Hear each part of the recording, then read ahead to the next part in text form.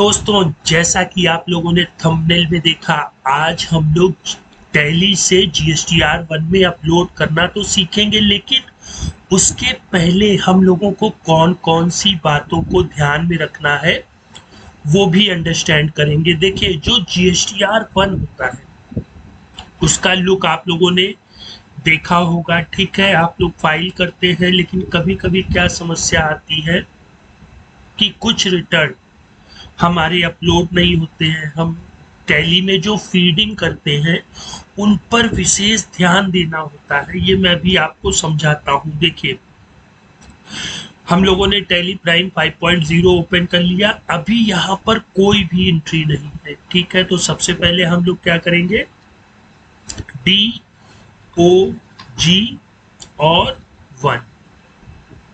ठीक है, ये जीएसटीआर 1 की रिपोर्ट होती है टैली में, और यहीं से ही डेटा उठ करके हमारी इन जगहों पर पहुंचता है। ठीक है, अब देखिए B2B की अगर हम लोग बात करें, एक एंट्री करते हैं तो पहले हम लोग एंट्री कर लेते हैं, फिर इस प्रोसेस को समझते हैं। ठीक है, तो जीएसटीआर 1 आप लोग जानते हैं कि ये सेल्स की डिटेल को कहते हैं। सेल आपने चाहे B2B पर्सन को की हो या B2C को की हो, है ना, या आपका सेल्स रिटर्न हो रहा है। ठीक है, तो वो सारी डिटेल हम लोग जीएसटीआर 1 में भेजते हैं। तो बिना देरी के हम लोग आते हैं अपने सेल्स वाउचर में। ठीक है, F8 से सेल्स वाउचर में पहुंच गए। यहाँ पे पार्टी मैं एक बना लेता हूँ, XYZ लिमिटेड। ठीक, अब सेल कर रहे हैं तो सन्ड्री डेटर्स,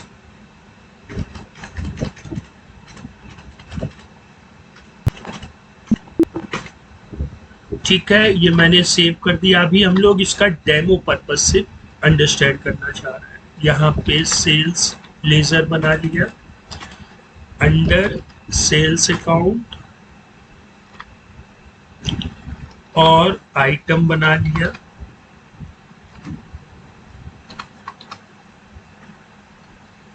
आइटम 1, ठीक है, और इसका यूनिट बना दिया पीसेस, और कंट्रोल ए से सेव कर दिया। अब यहाँ पे हम लोग मान लेते हैं 800। अब हम लोग इस पर टैक्स लगाते हैं। ठीक है, ये जो फर्म है दोस्तों वो भी यूपी की है और पार्टी भी यूपी की है, तो इसमें CGST लगेगा। नहीं बना है भाई, बना लेते हैं। ठीक, तो ड्यूटीज एंड टैक्सेस में लेकर के जीएसटी और CGST कैलकुलेट नहीं हुआ दोस्तों, है ना, कोई दिक्कत नहीं। अभी हम लोग लेजर बना लेते हैं, ये GST और यहाँ पर SGST ले लेंगे। ठीक है, तो ना CGST कैलकुलेट हो रहा है ना SGST कैलकुलेट हो रहा है। ठीक है, तो इसके लिए देखिए, या तो आप सेल्स लेजर में टैक्सेस का परसेंटेज कर दीजिए या फिर आइटम में।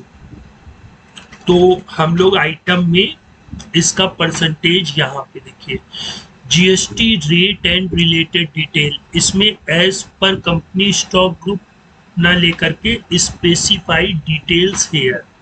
ठीक है, अब इसमें भी ऑप्शन होते हैं कि ये टैक्सेबल है, नॉन GST है, नील रेटेड है या एग्जेम्प्ट है। सॉरी दोस्तों। तो यहाँ पर हम लोग इसको टैक्सेबल ले लेंगे और GST रेट अभी मान लेते हैं 18%। अब ये कब से एप्लीकेबल है और कंट्रोल है। ठीक है, अब देखिए, हम लोग यहाँ CGST लेंगे तो इस टैक्सेबल वैल्यू का 18% और SGST इस टैक्सेबल वैल्यू का 18% हमारे सामने आ जाएगा। ठीक है, अब हम इसको सेव कर देते हैं। ठीक, अब हम लोग चलते हैं अपने GSTR 1 में, टैली से DOG 1। दोस्तों ये क्या हुआ, ये तो अभी B2B में नहीं आया, कोई दिक्कत नहीं, आप इसके ऊपर जा सकते हैं। ठीक है, इसके ऊपर आप लोग सबसे पहले देख रहे हैं कि टोटल वाउचर्स कितने। अभी मैंने एक वाउचर फीड किया है, ये रिपोर्ट आपके टैली में जितने भी वाउचर आपने पोस्ट किए होंगे वो सभी दिखाएगा, वो चाहे पेमेंट, रिसिप्ट, परचेज सभी दिखाएगा। ठीक है, यहाँ पर वो वाउचर शो होंगे जो कि इस रिटर्न में इंक्लूड हो गए होंगे, यहाँ पर वो रिटर्न दिखाए जाएंगे जो कि नॉट रिलीवेंट होंगे इस रिटर्न के लिए। ठीक है, मतलब परचेज हुआ, पेमेंट हुआ, रिसिप्ट हुआ, वो सब रिलीवेंट नहीं है GSTR 1 के लिए। और ये है आज का topic, uncertain transaction correction needed. मतलब जो हमने अभी सेल की एंट्री पास की उसमें गड़बड़ी है, वो भैया GSTR 1 में नहीं जाएगी। क्या गड़बड़ी हो गई देख लिया जाए, है ना। तो टैली की ये एक बहुत ही बेहतरीन खूबी है कि जो यहाँ पे रिक्वायरमेंट जितनी भी चीजों की होगी वो टैली बहुत पहले से ही करता आ रहा है। ठीक है, वो टैली ERP 9 में भी उसने किया था, लेकिन अब इनकी जिम्मेदारी और बढ़ गई है क्योंकि यूजर अब टैली पर डिपेंड होकर के आंख मीच करके यहाँ से file GSTR 1 upload GST return ये कर रहा है। ठीक है, तो अब आप लोगों ने मान लीजिए 10 ट्रांजेक्शन किए हैं, उसमें से एक गलती जो अभी मैंने जानबूझकर की कर दी है तो यहाँ 9 रिटर्न शो होंगे। आपने इसको देखे बिना यहाँ से अपलोड या फाइल कर दिया, फिर बाद में आप टैली को ब्लेम करेंगे तो वो टैली की गलती नहीं है, वो हम लोगों की गलती है। टैली ने तो यहाँ दिखा रखा है कि भैया ये करेक्शन नीडेड है, यहाँ पे क्या क्या करेक्शन है भाई देख लेते हैं। सॉरी दोस्तों, अभी तो ये यहाँ पे 3 डिटेलें बता रहा है। पहली डिटेल की पार्टी को हम लोगों ने रेगुलर रखा, मैंने वहां GST नंबर नहीं दिया, HSN SAC कोड नहीं लिखा आइटम में, और जो यूनिट बनाया उसको यूनिट ऑफ मेजर से मेजर नहीं किया। ठीक है, आप जैसे ही यहाँ आएंगे तो यहाँ पर यूनिट ऑफ मेजर से भी यहाँ से भी कर सकते हैं। ठीक है, और HSN से भी यहाँ पर आप आइटम का फिलअप कर सकते हैं। ये दोस्तों HSN से हम लोग यहाँ पे GST रेट तो डिटेल भरते ही हैं, साथ ही साथ हमें HSN SAC की भी जरूरत होती है। दोस्तों स्किप मत करिएगा, अभी और भी कई तरह के जो अनसर्टेन ट्रांजेक्शन्स हम लोगों को मिलेंगे वो भी हम लोग कर सकते हैं। ठीक है, तो ये 3 गलतियां हम लोग अपनी वाउचर्स में जा करके सुधार लेते हैं। DAS से मैं आ गया, यहाँ पे गया, यहाँ। ठीक है, सबसे पहले तो पार्टी का GSTN नंबर, ये देखिए यहाँ पे रेगुलर लिखा था, तो रेगुलर मतलब टैली क्या समझता है कि इसको B2B में जाना है। अब B2B में जाने के लिए यहाँ पे GST नंबर होना चाहिए, तो उसके लिए दोस्तों मैंने यहाँ एक्सेल सीट में कुछ GST नंबर लिख रखे हैं ताकि गलत ना हो, है ना। हम लोग प्रैक्टिकल तो कर नहीं रहे, लेकिन एजुकेशन में भी यहाँ पर एरर ना शो हो कि हम लोग और कुछ लिख दें, है ना। तो ये मैंने लिखा, एक काम तो हो गया भाई। अब इसका GST नंबर कब से इफेक्टिव है ये, ठीक। अब दूसरी बात आते हैं इस पर, यहाँ पे हमें HSN SAC की गड़बड़ी लग रही थी भाई, तो स्पेसिफाइड डिटेल 8401, कभी मैं ऐसे ही लिख दे रहा हूँ। ठीक है, अच्छा भाई आइटम भी हो गया। आइटम में दोस्तों एक चीज रह गई, ये जो हम लोगों ने यूनिट बनाया था, ठीक है, तो इसको अल्टर तो यहाँ से होगा नहीं दोस्तों, तो अब इसको अल्टर करने के लिए हम लोग GSTR 1 में फिर से चलते हैं, DOG 1। अभी भी देखिए ये यहाँ पे है, और HSN सैक हो गया था यूनिट ऑफ मेजर की बात कर लेते हैं। ठीक है, तो यहाँ पर पीसेस आप लोग PCS लिखते हैं, वो अलग चीज हो जाती है, आपको यहाँ PCS लिखना पड़ेगा। ठीक है, ये तो हो गया GST registration detail of party. Invalid भाई कर तो दी है हमने। अच्छा हाँ देखिए, अब चीज को समझिएगा कि भाई हमने यहाँ पर तो पार्टी का GSTN लिख दिया, ठीक, लेकिन इसको यहाँ की पार्टी के उससे नहीं मतलब होता है, आपको यहाँ पर GSTN नंबर लिखना पड़ेगा। ठीक है, यही प्रिंट में भी जाता है दोस्तों।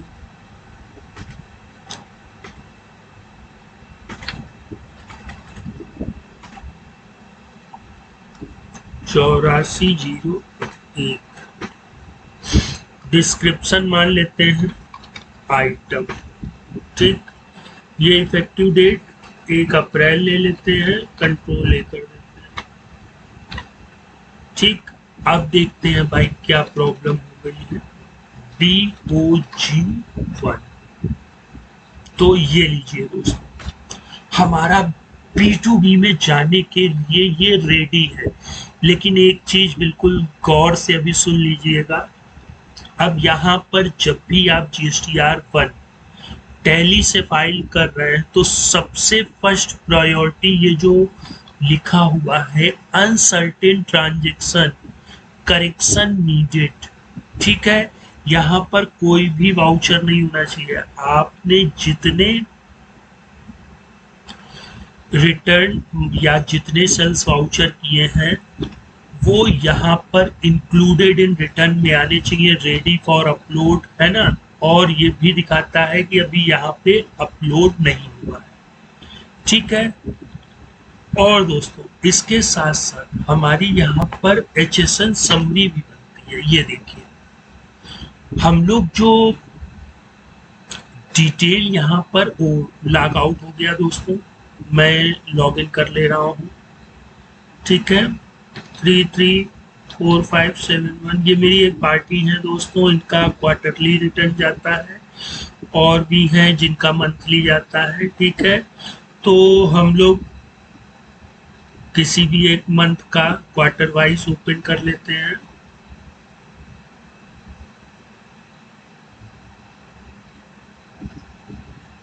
ठीक है, अब GSTR1 में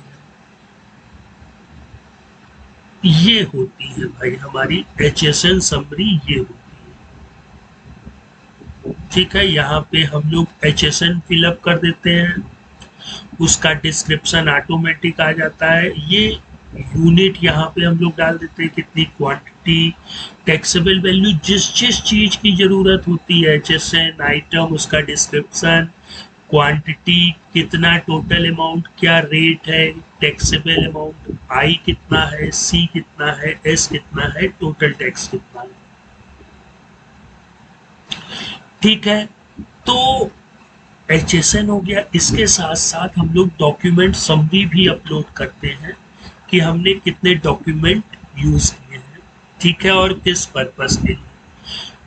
दोस्तों अब मैं आपको एक चीज और दिखाता हूँ, कब मैं अभी आपको एक चीज करके दिखाता हूँ, फिर हम लोग आगे बात करते हैं। ठीक है, हमारा यही सेल्स रिटर्न है, मैंने इसको सेव किया, इसको सेव किया। सेल्स वाउचर में भी रेट ऑफ परसेंटेज का ऑप्शन होता है और HSN का ऑप्शन होता है। ठीक है, कभी कभी आप सिचुएशन में ऐसी फंस सकते हैं, इसलिए मैंने सोचा आप लोगों को बता दूं। वहां पर HSN आइटम में कुछ और है, ठीक है, और यहाँ पर कुछ और है। ठीक है, कंट्रोल A किया, कंट्रोल A किया। ठीक, अब जरा हम इसकी रिपोर्ट DOG1 से देख लेते हैं, कोई भैया मिस्टेक नहीं है, है ना, ये यहाँ पर मौजूद है। HSN समरी देख लेते हैं 8401। ठीक है, अब हम लोग एक सेल्स वाउचर और फाइल करते हैं। ठीक, यहाँ पर अगर रेगुलर लिया है तो यहाँ जीएसटी नंबर आना जरूरी है, क्योंकि यही प्रिंट में शो होता है और यही हमारे GSTR1 में जाता है। सेल्स ले लिया, नेम ऑफ आइटम ले लिया 800, और यहाँ पे CGST ले लिया, यहाँ पे SGST, और इसको कंट्रोल ए कर दिया। ठीक, अब हम लोग DOG1 में चलते हैं। यहाँ देखिए 2 रिटर्न आ गए दोस्तों, अब कोई इसमें एरर नहीं आ रही है। HSN समरी में आते हैं। अब देखिए हुई ना गड़बड़, यहाँ पे और यहाँ पे क्या डिफरेंस है। इसके अंदर अगर हम जाएंगे, इसके अंदर जाएंगे तो जो आइटम का HSN है वो तो 8401 है। हम इसके डिस्क्रिप्शन को अभी थोड़ी देर के लिए हटा देते हैं। ठीक है, डिस्क्रिप्शन बहुत से लोग नहीं लिखते हैं, लिखना चाहिए दोस्तों, है ना। फिर से GSTR में जाते हैं और HSN समरी में आते हैं।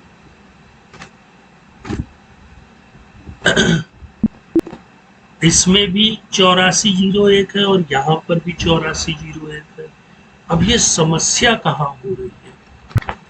समस्या दोस्तों आप लोग जानते हैं ना, समस्या क्या है कि हमने वाउचर टाइप में HSN कोड जो है वो 8406 ले रखा है सेल्स वाउचर में। ये समस्या है, इसको हम लोग ऑल्ट ए टैक्स एनालिसिस से, GST टैक्स एनालिसिस मतलब जब आप सेल्स वाउचर में हो और सारी चीजों को चेक करना चाहें तो ऑल्ट ए करें।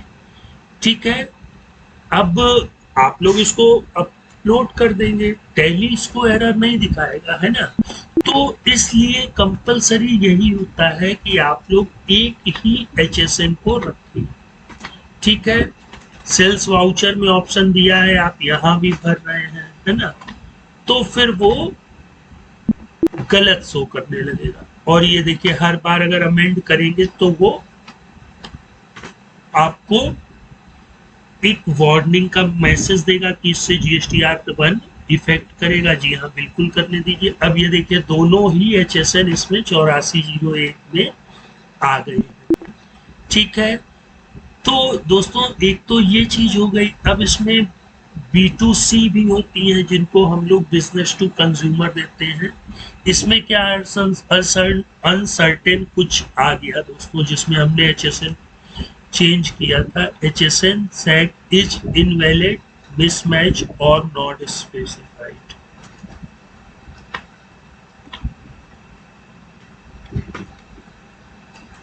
हम लोगों ने सेल्स वाउचर में जो था दोस्तों उसको अमेंड किया था।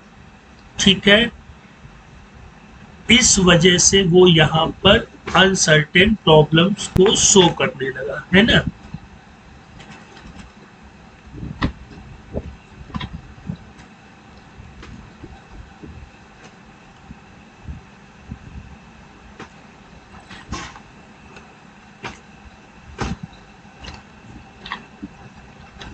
तो GST में, टैली में अगर हम लोग कोई एंट्री करते हैं तो काफी ध्यान से करनी है दोस्तों, क्योंकि फिर वो अनसर्टेन रह जाएगा। अब हम लोग इसके डिटेल के लिए नेक्स्ट ट्यूटोरियल में देखते हैं कि इसमें क्या समस्या आ गई है। ठीक है, और दोस्तों अगर इस वाउचर में आप लोगों को और भी कोई समस्या दिख रही हो तो आप बता सकते हैं। ठीक है, अब इसका एक ये रास्ता है कि हमें डिलीट करना है, लेकिन डिलीट तो हम लोग करेंगे नहीं, है ना। तो मैं आप लोगों से रिक्वेस्ट करता हूं कि इस पर मुझे थोड़ी सी प्रॉब्लम हुई है, तो ये सॉल्व कैसे होगी आप लोग कमेंट में जरूर बताइएगा। ठीक है, तो दोस्तों इसके साथ साथ आप लोग इन चीज़ों की भी प्रैक्टिस करिएगा। B2C लार्ज क्या होता है, एक्सपोर्ट इनवाइस, ठीक है, ये सारे ऑप्शन हमारे यहाँ पर होते हैं अवेलेबल। हम लोग यहीं से ही इनकी सारी डिटेल को या तो मैन्युअली एक एक जा करके फिल करें, या फिर हम अपनी एंट्री को यहाँ पर बेटर ढंग से फीड करें और फिर उसके बाद हर एक चीज को ध्यान से अंडरस्टैंड कर ले, एनालिसिस कर ले, है ना। एक बार हम लोग और चेक कर लेते हैं, क्योंकि मैंने जो सेल्स वाउचर में लिया था स्पेसिफाइड डिटेल्स, ये हटाना पड़ेगा दोस्तों, है ना, एज पर कंप्यूटेड वैल्यू। ठीक है, अब इसको सेव कर दीजिए। अब हम लोग आते हैं अपने DOG 1 में। ठीक है, इंक्लूड हो गया। तो मतलब समझे दोस्तों, जो हमारा ये सेल्स लेजर था, जब हमने यहाँ पर इसको टैक्सेबल रखा, स्पेसिफाई डिटेल्स हेयर, तो जब आपने वाउचर में स्पेसिफाई डिटेल्स को यहाँ पे हेयर रखा है, तो उसमें आपको बताना भी पड़ेगा कि भैया क्या HSN है उसका, है ना। एज पर कंपनी ग्रुप रखेंगे तो फिर सेल्स का जो वो है ऑप्शन दिया गया है GST से रिलेटेड, वो मान्य नहीं होगा। ठीक है, तो इन सब छोटी छोटी चीजों का विशेष ध्यान रखना है, तभी रिटर्न हमको GSTR 1 में आएगा। ठीक है, और फिर ऐसा नहीं है कि आप आंख नीच करके इसको सेंड कर दें। ठीक है, आप एक्सचेंज में जाए और फाइल GSTR 1 करें। ठीक है, ये देखिए आपकी B2B समरी, सिर्फ B2B तो है, B2C तो है नहीं, है ना। B2C भी होती, आप लोग जानते हैं। अगर नहीं जानते हैं तो कोई भी सेल्स वाउचर आप, मैं एक सेकेंड आपको फीड करके दिखा देता हूँ। ठीक है, मैं कैश में ही फीड कर देता हूँ।